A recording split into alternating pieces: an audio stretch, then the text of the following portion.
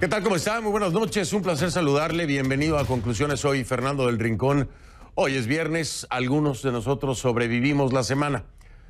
El día de hoy dos temas importantes en este programa de hoy. La reacción de la defensa del informático Olavini.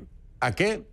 Bueno, las declaraciones del presidente del Ecuador, Lenín Moreno, que me diera en entrevista desde Nueva York en el marco de la 74 Asamblea General de las Naciones Unidas. Recuerde que Olavini es amigo de Julian Assange.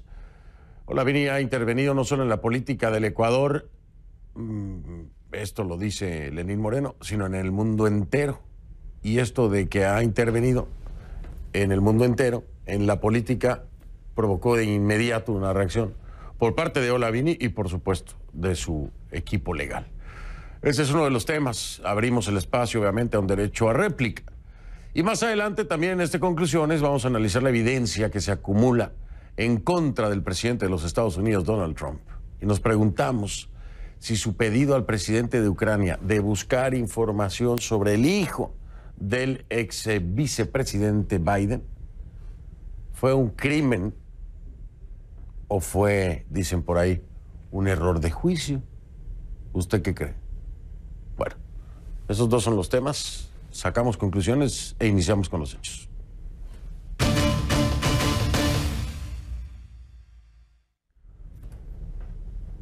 Le pido que a partir de este momento me acompañe utilizando la etiqueta numeral Concluvini versus Moreno. Concluvini versus Moreno, o sea, VS, que quiere decir versus, que quiere decir en contra o contra Moreno.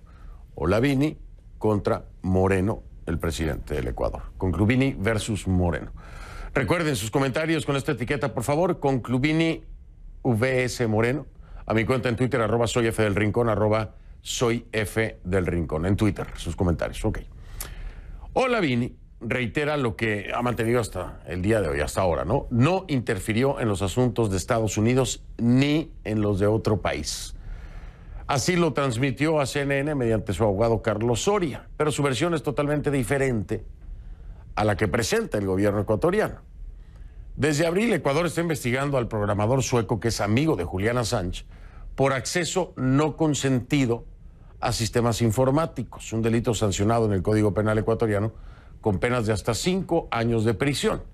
Desde el inicio de esa investigación, las autoridades ecuatorianas han sostenido que Vini se entrometió en los asuntos internos, ¿no?, del país, obviamente, y participó en intentos para desestabilizar el gobierno del presidente Lenín Moreno.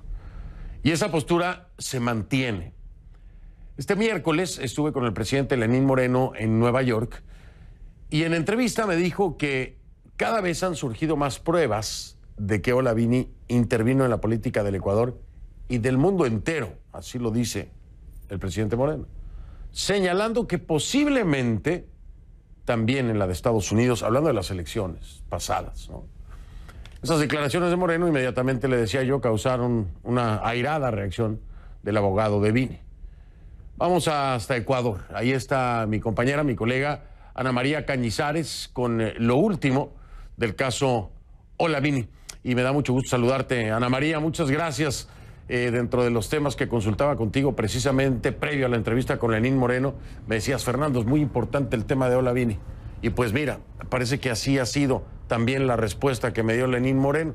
Tú lo sabes muy bien porque ahí me apoyaste y me diste los datos. Te escucho ahora con atención. ¿Qué pasa por allá?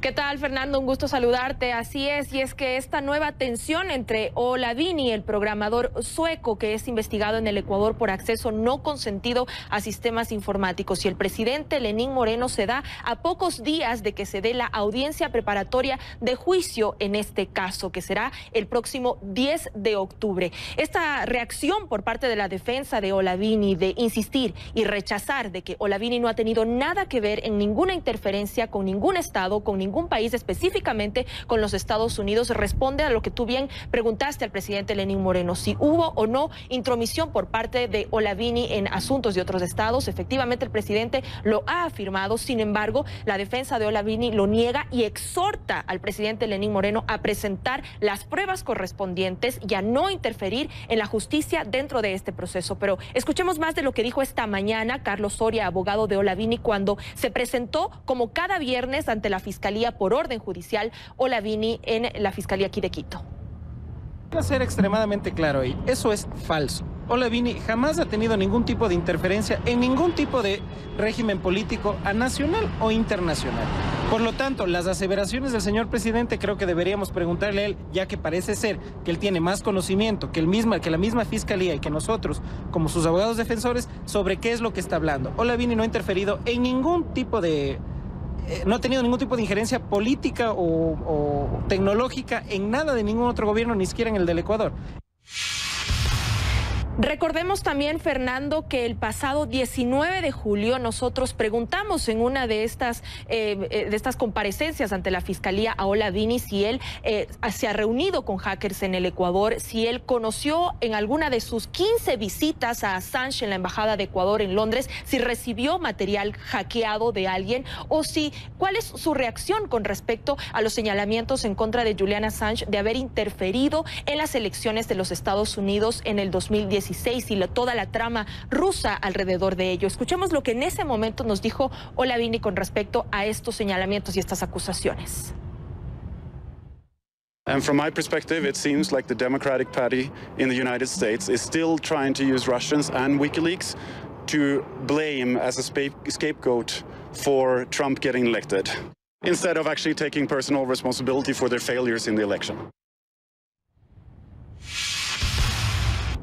Bien, Fernando, habrá que ver entonces si es que en estos días, antes de la audiencia preparatoria de juicio, se incluyen nuevos elementos en el proceso. Al menos la defensa de Olavini, que acudió hoy a la Fiscalía, dijo a los medios de comunicación que no se ha incluido ningún elemento con respecto a lo que dijo a CNN el presidente Lenín Moreno, de que efectivamente hay la probabilidad de que Olavini sí tuvo que ver en la intromisión en asuntos de política internacional. Habrá que ver entonces qué ocurre en estos días previos, donde hay tensión también, porque el día lunes hay una nueva audiencia de recusación para saber si se cambia o no de juez dentro de este caso, Fernando.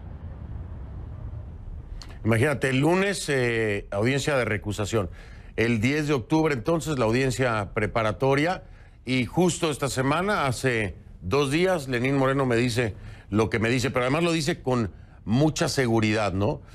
Yo le repregunto que si tiene las pruebas. Él me dice que sí, que las tiene y que se van a presentar. La pregunta es cuándo, ¿no? ¿Cuándo se van a presentar y cuáles son esas pruebas que no se conocen en el ámbito legal? Pero ahí está la reacción. Oye, Ana María, mil gracias por siempre darnos la cobertura, obviamente, del tema, pero además darnos el apoyo con información muy importante en el ámbito local ecuatoriano. Muchas gracias, Ana María. Gracias a ti, Fernando. Buenas noches. Buenas noches, Ana María Cañizares desde Quito, Ecuador. Tal vez usted no vio la entrevista el miércoles que le hice a Lenín Moreno, el presidente del Ecuador, allá en Nueva York, pero para que no se preocupe. Vamos a recordar qué fue lo que me dijo el presidente Lenín Moreno este miércoles pasado, sobre el caso del programador sueco. Escuche usted con mucha atención qué fue lo que me dijo. Y el señor Olavini, pues, casi con toda certeza, actuaba de acuerdo a las ideas, de acuerdo a los conceptos y de acuerdo al sesgo político con el que actuaban las declaraciones del señor Assange. En este momento se está investigando la información que tenemos a la mano y cada vez han surgido más y más pruebas de que el señor Olavini ha intervenido no solamente en la política del Ecuador, sino en la política del mundo entero. Y vuelvo a recalcar... ¿Estados Unidos? ¿La política de Estados Unidos? Posiblemente sí. Sí, posiblemente sí. Déjame hacer pausa ahí, porque ese es un tema que pegó terriblemente, ¿no? En la política estadounidense, el tema de los emails, de Hillary Clinton y todo esto. Vemos, bueno, ahora lo que está pasando con esta solicitud de investigación formal de impeachment tiene que ver con un contrincante que es Joe Biden, claro, ¿no? Es un tema de política, de competencia hacia elección, los dos casos. Pero, de acuerdo a la investigación que ustedes tienen, el poder entender que un actor externo como Olavini, por quien sea que haya trabajado, haya podido influenciar en la elección estadounidense? ¿Es algo posible, de acuerdo a lo que ustedes han investigado, están viendo? Es probable que sí, Fernando. ¿Sí? Yo quisiera ser, si usted me lo permite, muy respetuoso con la política estadounidense. Cada país le tocará determinar su presente y Sí, le tocará claro. determinar su futuro.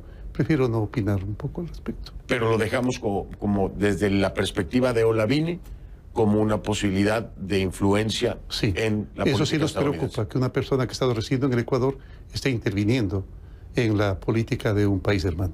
Así como fue una de las razones por las cuales decidimos dejar sin efecto el asilo al señor Assange, porque ha intervenido sin tener ningún derecho y después de haberse comprometido a no hacerlo en la política de países hermanos. Varios países hermanos, y vuelvo a recalcar, con sesgo siempre. Siempre con sesgo. Y se tienen las pruebas ya para poder decirlo con toda certeza. Bastante, pero ¿Se presentarán en algún usted momento? entenderá que ellos no No, son yo gente que sé no que- trabaja a la luz del día. No, y Es gente yo sé que siempre hay está cosas bajo en la reserva, ¿no? oscuridad. Y claro que sí. Y Pero los también- vamos a ver un día. Claro que sí, claro que sí. Con Los toda vamos a ver muy contundencia. pronto, con toda contundencia. ¿Han participado o colaborado ya con el gobierno estadounidense en estas investigaciones? ¿Les han que pedido sí. información? Claro que sí. Y la Nosotros tienen. hemos pedido el asesoramiento de un país que tiene, sin duda alguna, el mayor avance tecnológico y científico como es este gran país hermano, y nos lo han proporcionado inmediatamente. Pues ahí lo tiene usted. Lenín Moreno suena muy seguro de que se tiene la información suficiente para sospechar, para que sea probable, dice probable, que haya intervenido Olavini en la política estadounidense. Le pregunto yo, ¿se tiene la suficiente evidencia, las suficientes pruebas para decir lo que está diciendo? Me dice que sí. Si se van a presentar en algún momento estas pruebas para aseverarlo así, me dice que sí, que con toda contundencia, que se van a presentar las pruebas con toda contundencia. ¿Cuáles son esas pruebas? ¿Quién las tiene? ¿Dónde están? ¿Por qué no han llegado a la corte? Esas son muchas de las preguntas, ¿no? Porque esto tendría que estar ya sustentado, presentado tal vez, recibido. El abogado de Olavini debería tener conocimiento, ¿no?, de estas nuevas pruebas que se utilizaron para culpar, para responsabilizar a Olavini. Vamos a hablar con él, con el abogado, con Carlos Soria, obviamente en un espacio en el que damos el derecho a réplica, pero le damos seguimiento a esto, que es una noticia de suma importancia por la envergadura de lo que asegura el presidente del Ecuador, Lenín Moreno, habría presuntamente hecho Olavini. Ahí está mi próximo invitado, Carlos Soria, abogado de Olavini. Regreso con él en un momento. Le doy la bienvenida a Carlos Soria, es el abogado del informático Olavini, me acompaña desde Quito, allá en Ecuador. Abogado, buenas noches y gracias por estar aquí, muy amable. Fernando, ¿cómo estás? Buenas noches. Un placer estar en tu programa. Gracias, muy amable. Aquí abriendo el espacio, pues con toda razón, con justa razón, como siempre lo hacemos, después de las declaraciones del presidente Lenín Moreno que me diera en esta entrevista el miércoles pasado allá en Nueva York, en el marco de la 74 Asamblea General de Naciones Unidas. Voy por partes. Dice que Olavini habría trabajado con las ideas, con el mismo sesgo político de Julián Assange. Es una parte de la respuesta que me da Lenín Moreno. Si quiere la vamos desglosando para que usted pueda ir replicando a estos señalamientos. ¿Es válido esto?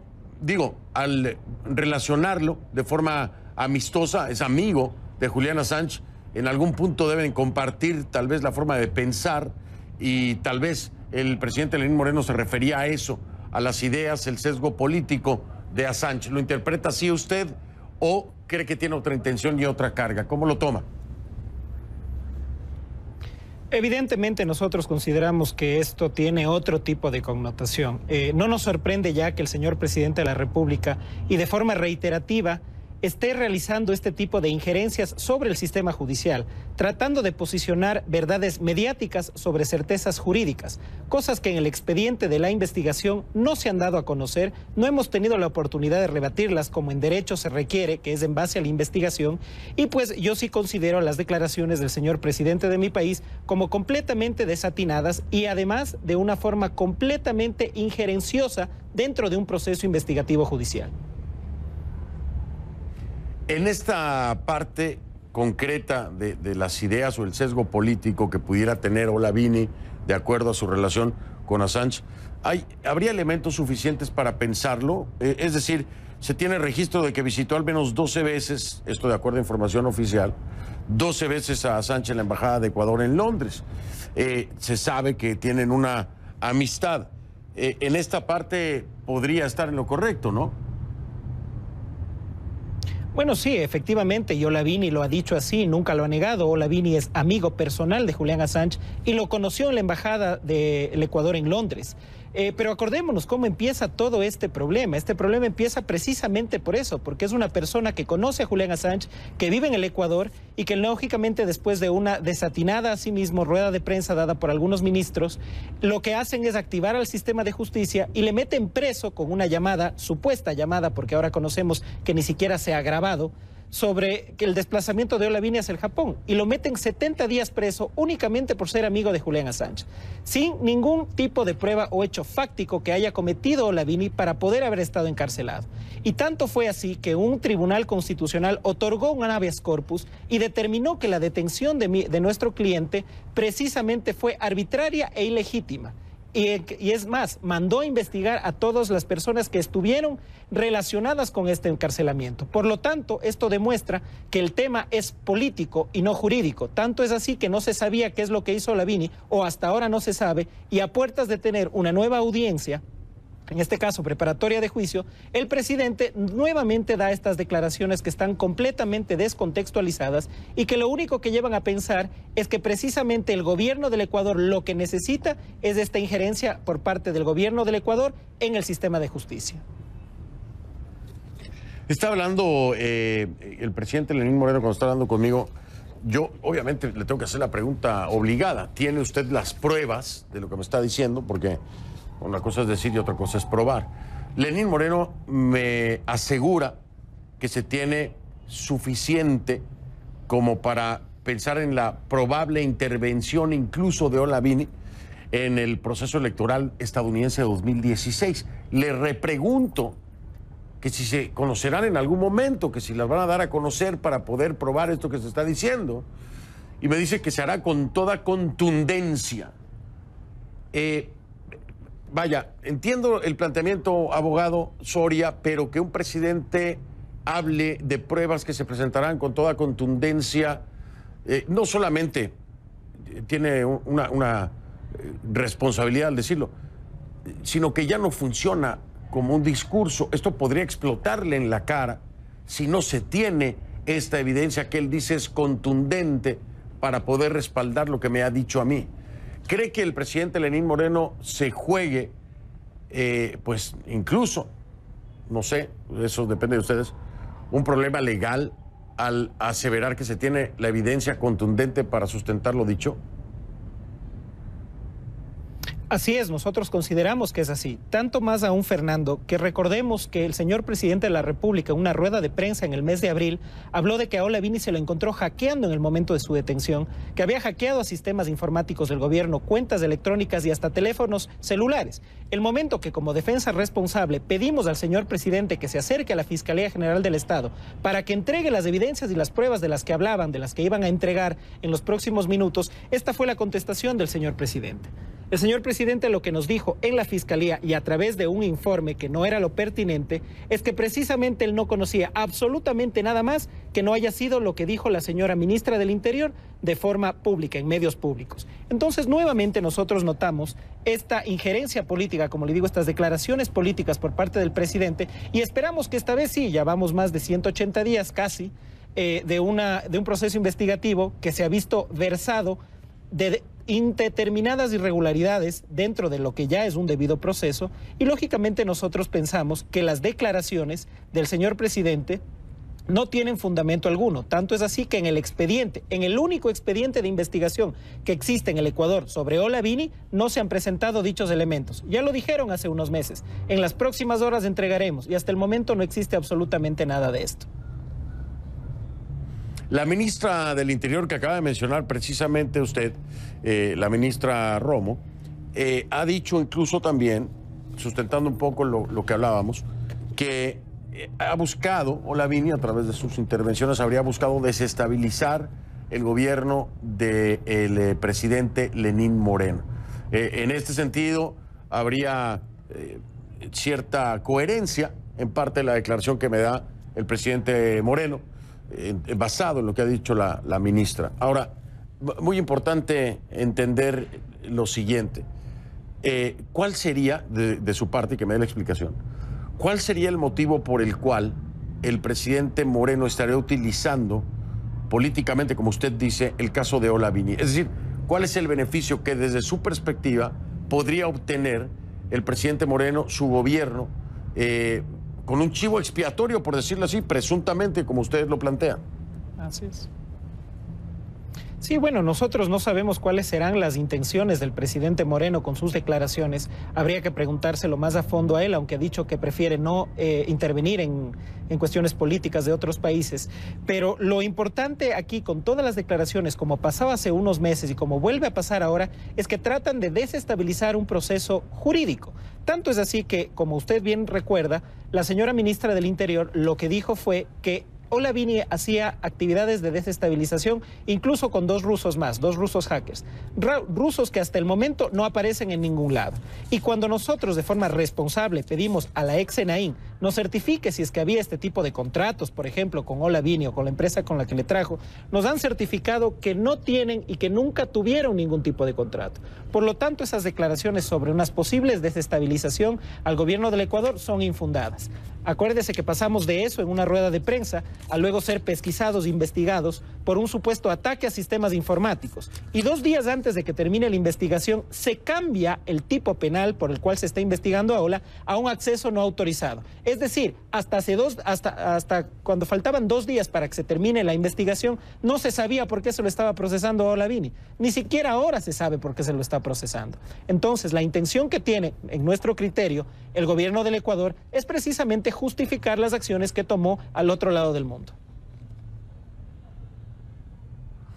Pues amanecerá y veremos. Vaya, esto está muy cerca ya, la audiencia de preparatoria, que es el 10 de octubre, y la recusación de lunes. Ya nada más le hago esta última pregunta, abogado Soria, por cuestiones de tiempo.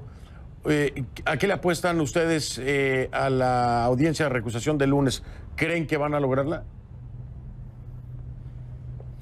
Pues en estricto derecho debería ser así. Tanto es así que la misma jueza que actualmente está siendo recusada solicitó ella misma apartarse del conocimiento del caso, pues como usted sabe, ella fue parte procesal dentro del habeas corpus que otorgó la libertad a Olavini. Y no lo decimos nosotros, que la detención y la prisión de Olavini fue legal. Lo han dicho más de 100 organizaciones nacionales e internacionales. Tanto es así que incluso Amnistía Internacional concluyó que el gobierno del Ecuador ha injerenciado políticamente dentro de la investigación y que lógicamente temen porque esto se siga manteniendo así. Con esa recusación nosotros pensamos y estamos comprometidos en el objetivo de al fin tener una jueza de instrucción o juez de instrucción completamente imparcial, que no se deje presionar por el gobierno del Ecuador y que realmente resuelva en derecho, como tiene que ser en un proceso judicial, más aún con una investigación y con una persona que no solo siendo extranjera, estuvo presa 70 días en el Ecuador sin ningún tipo de justificación.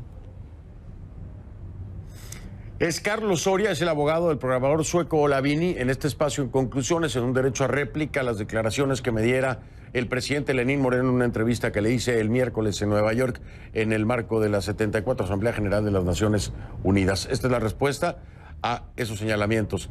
Si esta historia continúa, por supuesto que continuará, nosotros le daremos la cobertura. Aquí está el espacio para cualquiera de las partes. Don Carlos Soria, mil gracias, muy amable. A ti, Fernando, muchísimas gracias y un saludo a tu teleaudiencia. Muy amable, buenas noches. Carlos Soria, abogado del programador sueco Olavini. A ver, en la llamada del 25 de julio con el presidente de Ucrania, Trump, le pregunto, ¿cometió un crimen, como dicen los demócratas? O como dicen algunos, fue un error de juicio nada más. Kay Guerrero presenta los hechos con precisión en su reporte K. Y en Perú, en un discurso a la nación, Martín Vizcarra anuncia que solicita al Congreso el mecanismo conocido como cuestión de confianza a fin de plantear que se cambien las reglas para seleccionar a los miembros del Tribunal Constitucional. Le voy a dar más información sobre esto al regresar.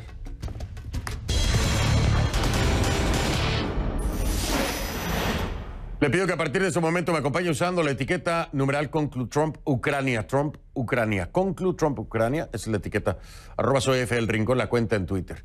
La Casa Blanca de Donald Trump vuelve a pasar por la puerta del escándalo. El presidente, como sabe, está siendo acusado una vez más de solicitar ayuda a un gobierno extranjero para interferir en las elecciones presidenciales de Estados Unidos, las que vienen, claro. En este caso, el señalamiento está sustentado en una queja formal presentada por un informante. Esta persona reporta que el pasado 25 de julio, Trump sostuvo una conversación telefónica con el presidente de Ucrania, Volodymyr Zelensky, a quien presionó para que investigara al hijo del ex vicepresidente y actual aspirante a la presidencia de Estados Unidos, demócrata, Joe Biden. Aunque Trump ha desestimado los señalamientos, el escándalo revive la trama rusa, donde por más de 2 años se investigó a la campaña de Trump por supuestamente colaborar con el Kremlin para interferir en esas elecciones del 2016. Sin embargo, en esta oportunidad las cosas parecen moverse con mayor rapidez, ya que la Casa Blanca, presionada en ambas cámaras del Congreso, publicó una transcripción no exacta de la llamada que Trump sostuvo con su homólogo ucraniano. Esta transcripción, lejos de exonerar a Trump, resalta irregularidades en la manera en que el mandatario, de manera específica e insistente, pidió investigar a los Biden. Con base en estos documentos, la oposición demócrata en Washington se prepara para abrir un juicio político en contra de Trump. De hecho, ya se han emitido citaciones judiciales para obtener documentos y testimonios que puedan corroborar los alegados, por supuesto, suscritos en la acusación. Desde el Centro Mundial de Noticias en Atlanta, Kay Guerrero con su reporte K.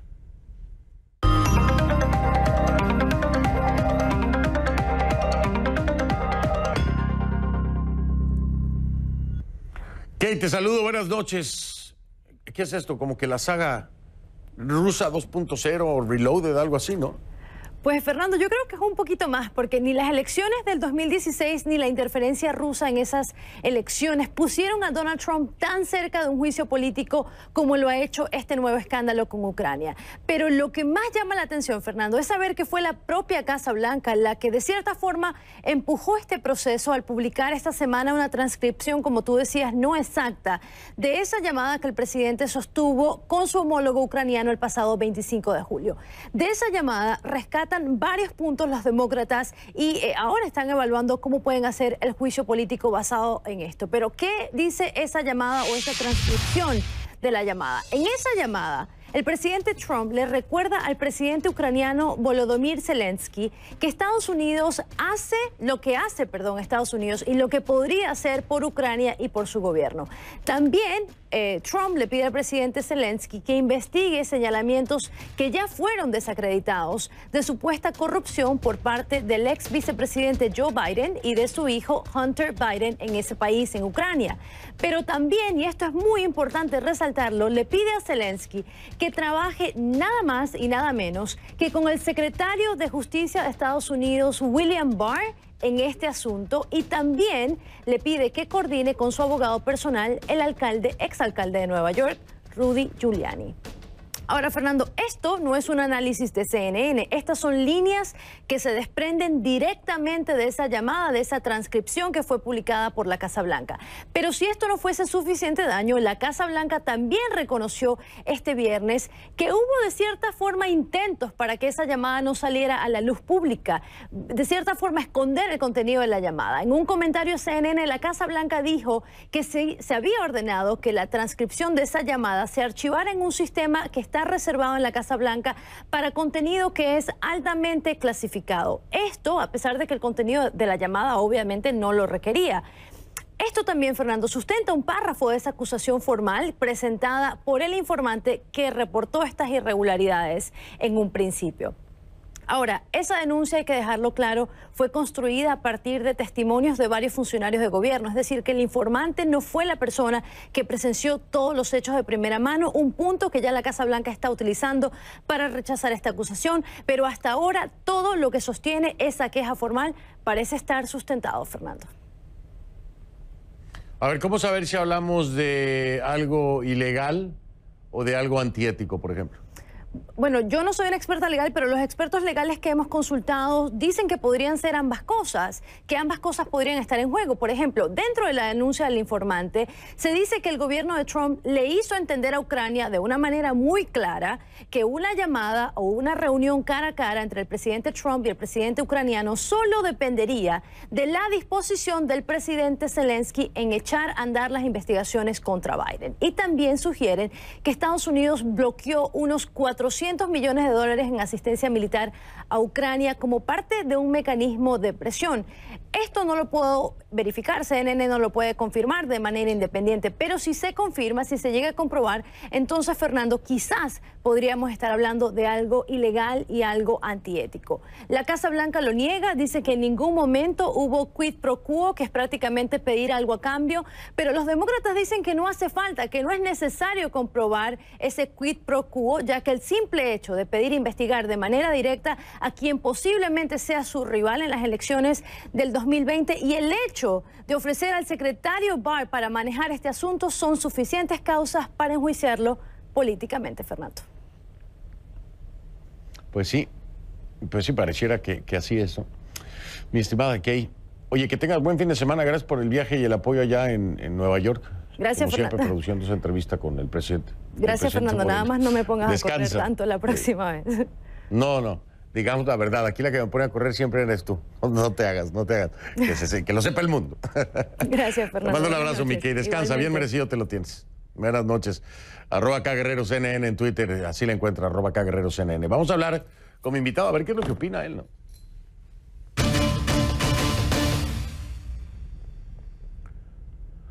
Le doy la bienvenida a Al Cárdenas, estratega republicano que nos acompaña hoy desde San Diego, California.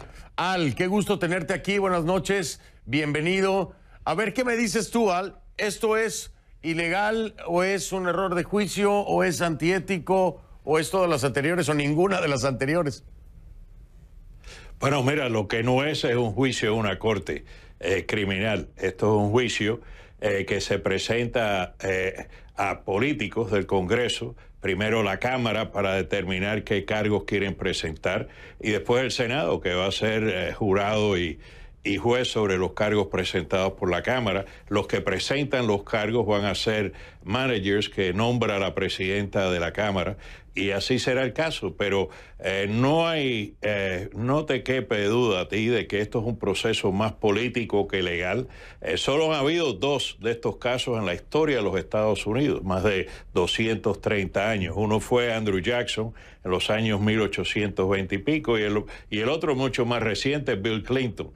Lo que sí tienen que tener en mente es que en ambos casos que se presentaron los impeachments, los presidentes mencionados estaban en su proceso de reelección y ambos ganaron su reelección. O sea, que el proceso de impeachment pueda que sea un factor importante en la reelección. Estoy seguro que así será, pero no sabemos si va a ser a favor del presidente o en contra del presidente. Las encuestas hace 2 semanas más o menos decían que el 15% de los electores en los Estados Unidos no querían un impeachment. Ahora, en recién encuestas tomadas ayer, antes de ayer, están empatados los números de electores que piensan que sí, que es sensato llevar a cabo un impeachment, y aquellos que piensan que no. O sea, que en estos momentos está tabla. Yo me imagino que el sentido común te diría que los senadores republicanos del Senado no van a votar a favor de un impeachment, en mi opinión, a pesar de que sea lo que sea los cargos, si el pueblo está más o menos dividido al igual en su opinión pública. Ahora, si ese factor cambia y un gran sinnúmero de los electores prefieren que haya un impeachment, pueda que eso le cambie la opinión a algunos senadores, sobre todo los 20 senadores republicanos, 22, que están para su reelección en el año entrante y quieren tener mucho cuidado sobre tomar un paso falso con la base de su partido. Así que eso es un factor importante. El otro factor es el legal. Dos cosas que el factor legal te quiero mencionar en adición al excelente reporte que te acaban de dar. Y eso es que una persona muy respetada en ambas partes, sobre uno de los grandes peritos de la situación en esa región, en Rusia, Ucrania, ese señor acaba de renunciar a su cargo, un señor nombrado por el presidente que le reportaba directamente al secretario de Estado. Es un individuo que todos los sectores conocedores de este factor de política exterior se han extrañado que este señor que ha estado en el servicio público por tanto tiempo haya renunciado, y también dejaron cesante del cargo a la embajadora de los Estados Unidos en Ucrania, una señora profesional, no política, que llevaba ahí muchos años como perito y experto sobre el tema de Ucrania y sigue ahí por el beneplácito del presidente. Así que el hecho que han retirado a esta señora, el hecho que el señor Volker ha renunciado de su cargo, nos lleva a pensar de que hay ciertos gatos encerrados en esa cuestión también.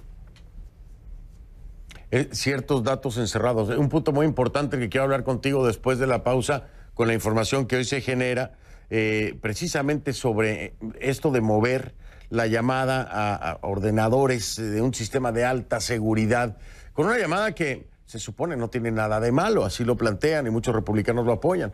¿Por qué te llama la atención? ¿Te parece algo que denota cierta problemática en la totalidad de la llamada, que no la conocemos, pero en la totalidad de la llamada? Me lo dices después de la pausa. Estoy con Al Cárdenas, pues hablando de esto que es histórico. Ya lo decía Al Cárdenas, ¿no? Es histórico, 2 veces ha pasado. Esta es la tercera.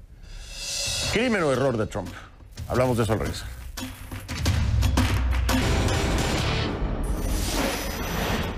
Continuamos con Al Cárdenas, estratega republicano. Me acompaña desde San Diego, California. Al, el día de hoy, la Casa Blanca dice que abogados y funcionarios de la administración ordenaron que esta transcripción de la llamada se archivara en un sistema altamente clasificado, ¿no?